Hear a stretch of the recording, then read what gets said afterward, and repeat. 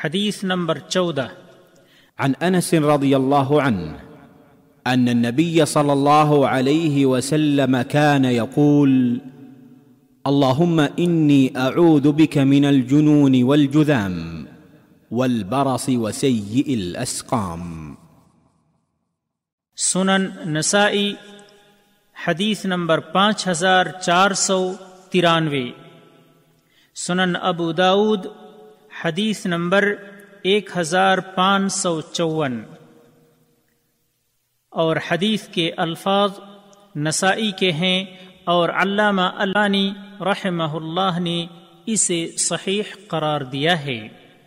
بری بیماریوں سے اللہ کی پناہ چاہنا۔ انس رضی اللہ تعالی عنہ سے روایت ہے کہ نبی اکرم صلی اللہ علیہ وسلم کہتے تھے: اللہم انی اعوذ بک من الجنون والجذام والبرص وسیء الاسقام، یعنی اے اللہ، جنون یعنی پاگل پن، جذام برص اور برے امراض سے تیری پناہ مانگتا ہوں۔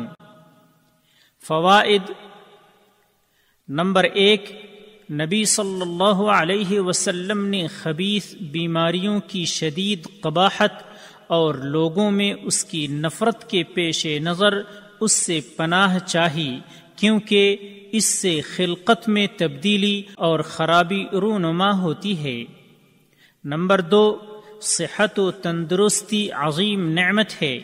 ایک مسلمان کی یہ ذمہ داری ہے کہ اس کی حفاظت کرے اور اس پر خوب اللہ کا شکر گزار ہو، کیونکہ بری بیماریوں کے لاحق ہونے کے سبب انسان حقوق و واجبات کی ادائیگی سے عاجز و بے بس ہو جاتا ہے۔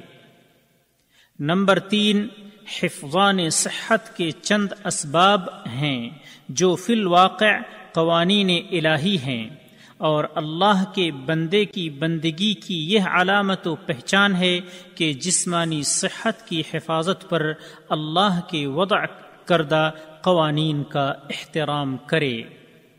راوی کا تعارف ملاحظہ ہو۔ حدیث نمبر 8۔